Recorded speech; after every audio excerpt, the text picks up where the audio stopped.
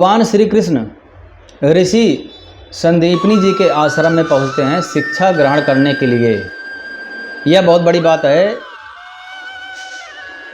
श्री रामचरितमानस में भी दिया गया है कि जाकी श्वास सहज श्रुतिचारी, सो हरि पढ़ यह कौतुक भारी। हमको अपने ज्ञान का बखान नहीं करना चाहिए। जो भी ज्ञान का बखान करता है इसका मतलब है कि कहीं न कहीं अहंकार जरूर है। ज्ञान का बखान मतलब जैसे कहीं चर्चा हो रहा है और आपको ज्ञान है सब कुछ, परंतु आपको कोई पूछ नहीं रहा है। होता है ना कि बिना बुलाए खुद जा कर के कूद पड़ो और अपना राय मशुरा देने लगो, कोई भी पूछा नहीं तो उसका वजन नहीं रहता, उसका वैल्यू नहीं होता है, उसकी प्रतिष्ठा नहीं होती है, मर्यादा नहीं होती है।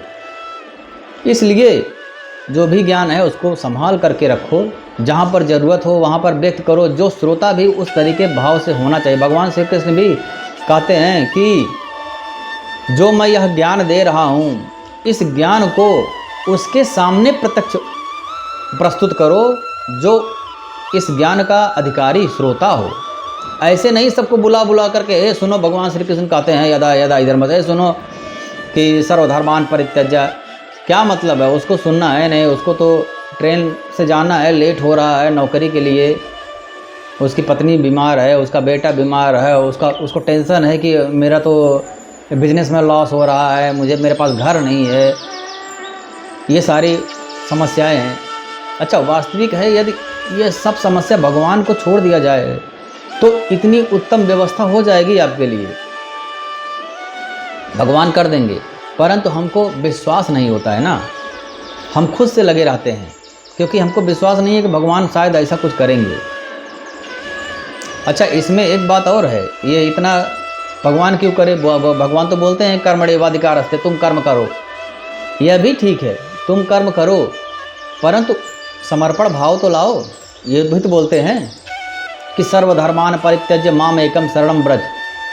कर्म अपना करो, अपना नौकरी करो। कितने लोग बोलते हैं नहीं नहीं मेरा कर्म ही पूजा है, मैं कर्म कर रहा हूँ, यही सबसे बड़ा है। ठीक है, कर्म कर रहे हो, परंतु सर्वधर्मान परित्यज्य ये क्यों कहा गया है? फिर इसका क्या मतलब है?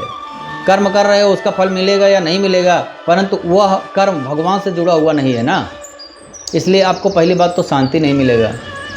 अच्छा, कोई भी नौकरी करता है, बहुत पैसा कमा लिया है, परंतु उससे पूछो शांति मिली क्या? नहीं मिला। संतगण कहते हैं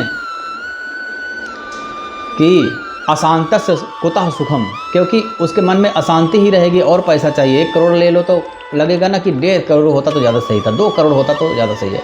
ऐसे ऐसे बढ़ता जाएगा, सुख नहीं मिलेगा, क्योंकि ये इच्छाएं तो अनंत है। जब हम संतोषम परम सुखम, जब हम संतोष कर लेंगे, अब नहीं चाहिए, अब कछ नाथ न चाहिए मोरे, ऐसा भगवान को समर्पण करके अब मुझे कुछ नहीं चाहिए, तो आपको सब कुछ मिलेगा भी और आपको संतोष भी रहेगा, परम आनंद भी रहेगा। अच्छा, एक उल्टा हम लोग समझते हैं, गधे की अकल से समझते हैं। गुरुदेव भगवान जी ऐसे ही बोलते थे, गधे की अकल से समझते हैं। अच्छा, हमारे पास बहुत दिमाग है क्या? बहुत टैलेंट है क्या? सारे दिमाग वाले, सारे टैलेंट वाले अच्छे पोजीशन पे हैं क्या? अक्सर वही लोग कंपनी के मालिक बनते हैं जो कभी पढ़े ही नहीं हैं।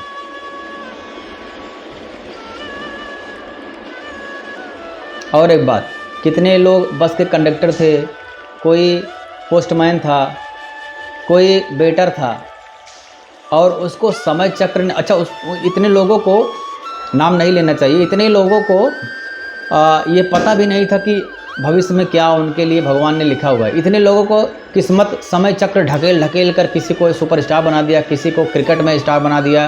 कोई टीटी था, क्रिकेट में सुपरस्टार कैप्टन हो गया, कोई वेटर था, आज फिल्म इंडस्ट्री में नाम कर रहा है। तो ऐसे ऐसे जिनको पता भी नहीं है। इसका मतलब हमारे हाथ में कुछ है क्या? कुछ भी नहीं है।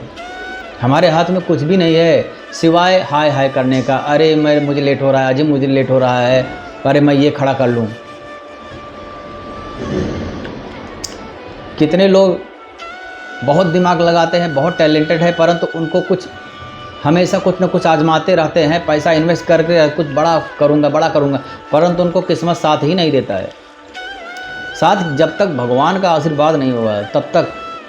अच्छा, भगवान का यह समय अनुकूल होता है ना, तो सामने से अनजाने लोग भी आकर के तुमको एक कोई ऑफ़र दे करके चले जाएंगे। अच्छा, अक्सर हम लोग अनुभव करते हैं, बहुत सारे लोगों का अनुभव है, जैसे हमको नौकरी चाहिए, हमको नौकरी चाहिए और हम इंटरव्यू दे रहे हैं, पिछले 1 साल से इंटरव्यू दे रहे हैं, कहीं भी नहीं हो रहा है, रिजेक्ट रिजेक्ट रिजेक्ट। एक समय ऐसा आया, नए साल का समझ जाओ जनवरी महीने में इतना ऐसा आया, बिना मन का वे होने वाला तो है नहीं, क्योंकि ऐसे ही हमेशा इंटरव्यू दे रहे हैं, नहीं हो रहा है। एक समय ऐसा आया कि आपका सिलेक्शन हो गया, आपको ऑफ़र आ गया, और उसी समय में दूसरी कंपनी का ऑफ़र आया, तीसरी, कहीं से भी आप इंटरव्यू ऐसे ही मजाक में जा करके दे रहे हो, फिर भी वहाँ पर हो जा रहा है।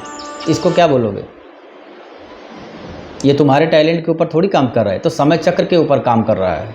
आपका अच्छा समय प्रारंभ हो गया तो आप जितने भी दुश्मन भी आपका सहायता कर देते हैं। और यही यदि भगवान के ऊपर समर्पित रहो तो दुख का समय आता ही नहीं है, क्योंकि दुख में भी अब श्री हरिदास जी को 22 कोड़ों का सज़ा मिला था। 22 कोड़े या फिर इतना कोड़े बराबर याद नहीं है, इतना कोड़े मारो कि इसका प्राण ख़त्म हो जाए, इसको मर जाए, तब तक कोड़े मारते रहो और 22 बाज़ारों में घुमाओ। तो उसको कोड़े तो पड़ रहे थे, परंतु श्री हरिदास जी को हरि हरि हरि बोलते थे, उनको परम आनंद ही मिल रहा था, क्योंकि वो भगवान में ही उनका मन भगवान में ही था, तो उनको शरीर से कुछ लेना देना ही नहीं था। शरीर तो वो एक वस्त्र जैसा ही है ना।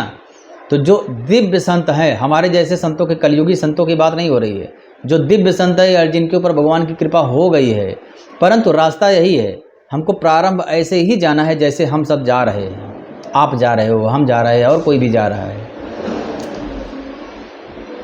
जब भगवान की कृपा हो जाए या हमारा मन इतना पवित्र हो जाए कि वहाँ पर भगवान उतर सके, जैसे कोई रिश्तेदार आने वाला होता है, फ़ोन करता है, मैं आने वाला हूँ, तुरंत हम नया बिस्तर लगा देते हैं, नया साफ़ सफाई कर देते हैं, अरे आएंगे देखेंगे तो क्या कहेंगे, कहीं नाराज़ ना हो जाए दामाद जी। तो ये घर हम साफ़ कर लेते हैं और आते हैं तो बोलते हैं अरे वाह बहुत सुंदर। और वही यदि घर में कचरा भरा हो तो हो सकता है शायद गेट से ही बाहर निकल जाएं, अरे इतने घर में इतने कचरे में मैं जाऊंगा ही नहीं, कौन जाएगा यहाँ पे, बास आ रहा है। ऐसे ही मन रूपी मंदिर को भी साफ़ करके रखो, यदि उतना साफ़ हो जाएगा कि भगवान के आने लायक पवित्र स्थान हो जाए, तो वहाँ पर भगवान आएंगे, निश्चय ही भगवान के योग्य हो गया। भगवान अभी तक क्यों नहीं आए हैं? क्योंकि भगवान के योग्य वह पवित्र स्थान नहीं हुआ है। जिस दिन पवित्र स्थान हो गया उस दिन भगवान आ जाएंगे। भगवान की बहुत सारी महिमा है। अभी एक कलयुग में ही एक लड़की है, एमपी में है, उसको हर दिन भगवान उसका प्रसाद खाते हैं, और खा करके जैसे कुछ भी चढ़ाओ प्रसाद खाएंगे, और जो भी खाएंगे उसके मुंह में आ जाता है। अर्थात तो ऐसा भाव है, बोलती है कि वो उसको भगवान स्वप्न दिए, बोले तुम पूर्व जन्म में गोपी थी, इसलिए तुम अब इस जन्म में भी आई हो तो मैं तुम्हारे साथ हूँ। मैं तो खाता हूँ लेकिन तुमको भी खिलाता हूँ। अभी कलयुग में भी जिंदा है, लगभग 22-23 साल की उम्र होगी। शिवानी गोपी बोलते हैं, साध्वी शिवानी जी, शिवानी देवी जी। ऐसे और एक संत है, गोपी है, वो भी बोलती है मैं पूर्व जन्म में गोपी थी, और वो भी शायद एमपी में ही रहती है। तो उनका भी ऐसे ही है, उनको भगवान श्री कृष्ण बोले कि तुम गोपी थी, और तुम्हारे घर से मक्खन गोपिकाएं जितनी तुम्हारी सखियाँ थी चुरा ले जाती थी, तुम्हारा मक्खन ही कम हो जाता था, और मैंने तुमको बोला था कि मैं तुमको अब कलयुग में अगले जन्म में तुमको मक्खन दूंगा। अब हर दिन जब वो भगवान को भोग लगाती है और ध्यान करती है, तो भगवान आ करके प्रत्यक्ष हाथ में मक्खन रख करके जाते हैं। अभी भी लगभग उनका उम्र होगा, मुझे लगता है 30 के आसपास हो सकता है। तो ऐसे ऐसे संत हैं, भगवान जो बोलते हैं भगवान झूठे हैं, उनके लिए प्रत्यक्ष प्रमाण है, जा करके देखो, पता करो, नहीं तो मिल जाएगा। सबका नाम लेना उचित नहीं है, मर्यादा नहीं है, परंतु है यह प्रत्यक्ष प्रमाण। तो यहाँ पर हम लोग बात कर रहे थे कि संदीपनेह सकृतपोक्ता ब्रह्माधीत सविस्तरम जाकी श्वास सहज श्रुतिचारी। जिनके श्वास में वेद वेद श्रुति अर्थात वेद, चारों वेद जिनके श्वास है, वो भी उनको पढ़ने की आवश्यकता है नहीं, परंतु भगवान श्री रामचंद्र जी भी अपने गुरु से विद्या प्राप्त किए। और यहाँ पर भी भगवान श्री कृष्ण भी वही है, संदीपनी मुनि के आश्रम में जा करके एक ही बार में दिया गया है, संदीपने सकृतपोक्तम ब्रह्माधीत सविस्तरम तस्मय प्रदा द्वारा पुत्रम मृतम। अच्छा, पूरा शिक्षा ग्रहण हो गया, उसके बाद में दक्षिणा स्वरूप क्या हुआ, तस्मय प्रदा द्वारा पुत्रम मृतम। उनका एक पुत्र था, ऋषि संदीपनी का एक पुत्र था, उनका नाम था पुनर्दत्त। वो मर चुका था, परंतु पुत्र वियोग में वो दुखी रहते थे और उनको इतना भान तो था कि जो एक ही बार पढ़ाने पर सारी विद्याएं 64 कलाएं एक ही बार में सीख लिए, ये कोई साधारण नहीं हो सकते थे। उनको ये भान नहीं था कि यही परम ब्रह्म है, क्योंकि माया का पर्दा लगा हुआ था। यदि उनको भान होता तो वो पढ़ाते ही नहीं, एक अक्षर भी नहीं पढ़ा पाते। भगवान को कौन पढ़ाएगा, इतना बड़ा पाप कौन करेगा।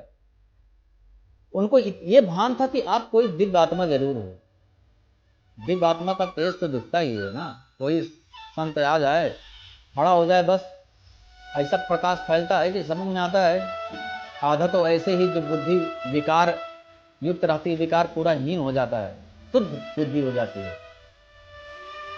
श्री धाम वृंदावन में गुरुदेव भगवान के अवतार साक्षात श्री प्रेमानंद जी के यहाँ पर आश्रम में चले जाओ, उनका एक दर्शन कर लो। आप दर्शन करते ही आपके अंदर जितने भी विकार हैं तुरंत नष्ट हो जाएंगे, गारंटी 100%।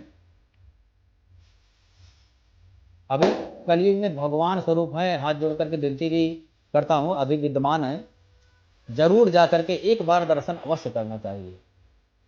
संत दरस जिमी पातक तरई, संतों के दर्शन से सारे पाप नष्ट होते हैं, परंतु ये तो संत है ही नहीं, ये तो स्वयं परम परमात्मा है। संतों का नाम देना इनके लिए उचित नहीं है कि राम वृंदावन में श्री राधा के लिए क्यों नहीं। दिव्य अनुभूति है, आनंद के महासागर है। एक बार अवश्य दर्शन करना चाहिए, एक बार अवश्य दर्शन करना चाहिए। मैं किसी को विनती नहीं करता हूं, लेकिन सबके कल्याण के लिए एक बार अवश्य दर्शन करना चाहिए, जरूर दर्शन कीजिए एक बार। तो उनके पुत्र संदीपनी ऋषि बोले हैं कि मुझे मेरा पुत्र मर गया है, वही उसी के हमेशा शोक में रहता हूं मैं, क्या आप मेरे पुत्र को ला सकते हो। भगवान श्री कृष्ण बोले अवश्य, क्यों नहीं, मैं गुरु दक्षिणा के रूप में आपके पुत्र को अवश्य लाऊंगा। तो जा करके समंदर में 5 जन नामक राक्षस था, उसको खा लिया था। 5 जन नामक राक्षस को मार करके यमराज के यहाँ जा करके यमराज से जीवात्मा वापिस ला करके पूरा समय चक्र समझ जाओ उल्टा हो गया। जो मर जाता है वो वापिस थोड़ी आता है। साक्षात प्रमाण है कि परम परमात्मा है भगवान श्री कृष्ण। समय चक्र ही पूरा घुमा दिए पुनर्दत्त के लिए। महाकाल से उनका प्राण लेकर के शरीर सारे 5 महाभूतों से शरीर का निर्माण करके प्राण उसमें फूंक करके ला करके संदीपनी ऋषि को उनका पुत्र वापस कर दिए। बोलो भगवान श्री कृष्ण योगेश्वर श्री कृष्ण की